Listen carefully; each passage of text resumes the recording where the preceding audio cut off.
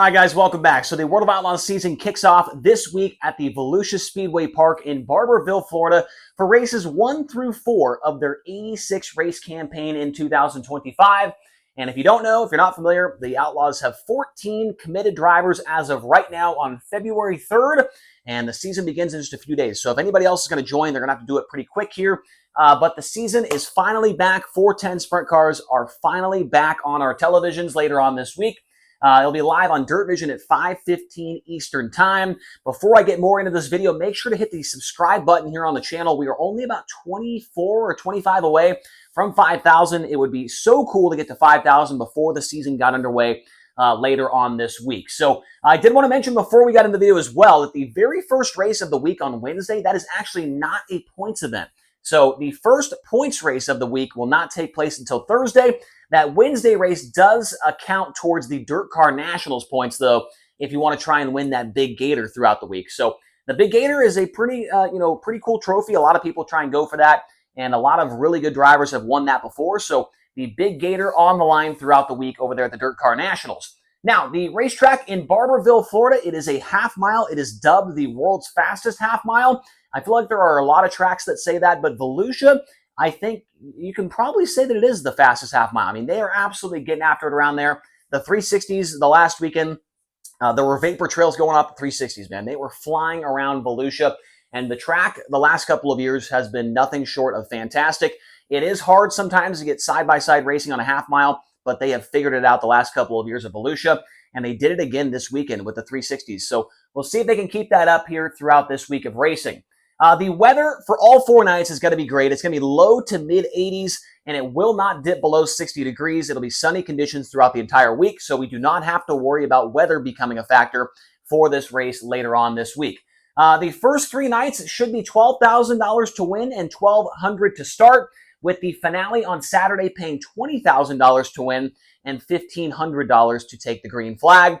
All of the full-time World of Outlaws drivers, they do get as many provisionals as they need throughout this week until they leave Volusia. Then after that, they only get 3, I believe, for the first half of the season. So if one of your favorite Outlaw guys does not make the show, do not worry. They do have a provisional for each of the nights this week. The estimated car count is going to be very good. It's going to be over 45 entries, as it sounds like right now. And this is one of the more underrated fields that we see throughout the year in all of sprint car racing. Everybody thinks, Knoxville, Eldora, those are the 2 biggest weeks of the year. They have the best cars and the best fields. But Volusia and Charlotte both are they're kind of swept under the rug. People forget. But the field is going to be very, very good coming up later on in the week. The last 5 Volusia Speedway Park winners all took place in 2024. On March 4th, it was the winner, Donnie Schatz, during the Bike Week event. And February 10th, the Dirt Car Nationals finale went to Sheldon Haudenschild. February 9th, it was Tyler Courtney winning. February 8th was David Gravel, and February 7th was Brad Sweet. So the last 5 races have resulted in 5 different winners for the Outlaws at Volusia Speedway Park. So you'll see right there, you got Schatz, you got Sheldon and David right there, 3 drivers that are full-time with the Outlaws. And one of the big storylines going into this year, if you did not know, there are 6 Rookie of the Year contenders. And that's what we're talking about right here, the Rookie Watch. Only 3 of the rookies have ever been to Volusia in a 410 sprint car. One of them was Zach Hampton. He'll be driving Bill Rose's number 6 car. He was there in 2021, did not qualify for the show that night. The 55, that is Hunter Schurenberg. He was 15th in the main event last year. And Chris Windham in the 7S, he was 16th in the main event last year. The rest of the drivers that are rookies, Garrett Williamson, Skylar G., and Cole Macedo, all of those drivers have never been to Volusia in a 410. Cole Macedo was there this last weekend driving the 360 car with the ASCS, but that's it. I mean, none of those guys have been there in the 410, and we do know that Volusia is sometimes a really, really tough track to get a hold of. You got a solid field of cars, and so if these guys cannot figure it out quickly, they're going to be behind the 8 ball in the points very, very early. And really, none of these rookies have had a stellar run at Volusia in their career, none of them inside the top 10. And so this is going to be a fun battle to follow along with all season long, and it begins on Wednesday night. Now, a couple of guys that are fringe, contenders for the championship that we've not talked about so far in this video that are looking for strong starts, and they've been good there in the past. 2 of them, Carson Macedo and Logan Schuchart, Both of them have won races in the past. They've won twice with the Outlaws for both of them, and they have both won with the All-Star Circuit of Champions at the Volusia Speedway Park in the past. The 41 of Macedo, we have documented it here on the channel. He does have a leg injury right now that he's trying to get through for the first couple races of the season. And then for Schuhart, he is coming off one of the worst seasons of his career in 2024 and is trying to bounce back and show that he can be a World of Outlaws championship contender. We know that Macedo is, but with that leg injury, will he start off good? And the same could be said for Schuhart. After a tough season last year, can he get off to a good start as well? And then two other guys I want to talk about. Buddy Kofoid, he's never won at Volusia before, but he's finished second twice. He was leading this race that Donnie Schatz won when he had a mechanical failure last year. And then you got Gio Scelzi on the board as well. The last 4 races here on the board, he has finished inside the top 5 4 in a row, and he led laps in 2 of them. So both those guys, in my opinion, are championship contenders if things go right for them. If they can get off to a good start, then that's going to really help them, propel them to maybe having a very good season this year with the World of Outlaws. Now, the drivers that are going to be there that are not full-time with the series, we've got Ryan Timms in the Lee Big number 10 car. Unbelievable ending to 2024 for them, and we expect to see them fast right out of the gate. You got Anthony Macri coming off of another 10-plus win season in his career. Austin McCarl with a new crew chief, Scotty Martin, on the wrenches in that 88 car. The 17 GP of Landon Crawley and Michael Dutcher Motorsports. This will be the first time that we see that pairing on the racetrack together. The 11 of TJ Stutz will be there as well. He got a World of Outlaws win last year at the Williams Grove Speedway. The 5 of Brenham Crouch with a new paint scheme that was unveiled earlier on today.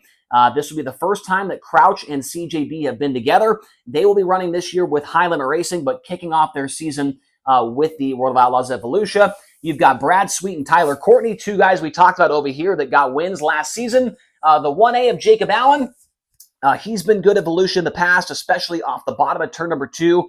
That seems to be a place that Jacob is very, very good at. And we'll see if he can get some good runs throughout the week over there at Volusia. Brian Brown had a podium with the ASCS on Saturday night, and we'll see if he can do something good here throughout the week. Got Cameron Key in the Beaver Drill and Tool number 12X. The 48 of Danny Dietrich had a couple of solid runs last week with ASCS, along with Sam Haferteef Jr. You got Christopher Bell. He's going to be there in the 69K for Don Kreitz. And so a lot of people are really looking forward to seeing what those two can do together. I'm not sure how many races they plan on running throughout the week. They're running at least one, we know that, but they could potentially run all 4 of them. But Christopher Bell and Don Kreitz, that is going to be fun to watch. You've got the 16TH. That'll be Brady Bacon driving the Kevin Newton car.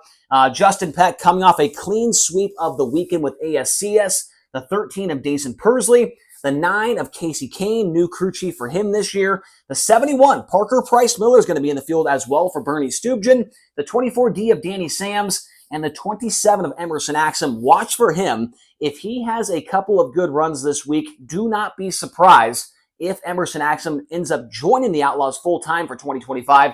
That is what they are waiting on to see if they can get off to a hot start. Maybe be in the top 6 or 7 in points, maybe top 5 in points by the end of the week. And then maybe you'll see Emerson Axum sign on as a full-time World of Outlaws driver for next year.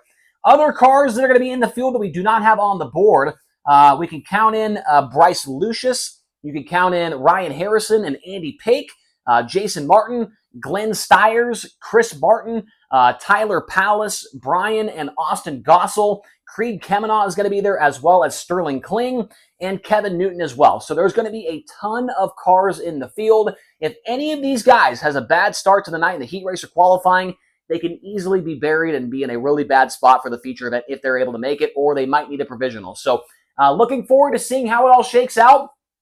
We will be covering every night here on the Rodman Rundown, giving a recap and my thoughts on what happens. So really glad to see Sprint Car Racing is back in action this week for the World of Outlaws races 1 through 4 at Volusia Speedway Park. So make sure to watch on Dirt Vision live at 5:15 p.m. on Wednesday night. Thank you guys all so very much for your support. Please hit the subscribe button, so close to 5,000. Also leave your thoughts down in the comment section below and hit the like button. We'll talk to you guys again here tomorrow. We've got some big news coming out in the world of sprint car racing that you're going to want to watch. So make sure to tune back in here to the Rodman Rundown tomorrow, and we'll talk to you guys again soon.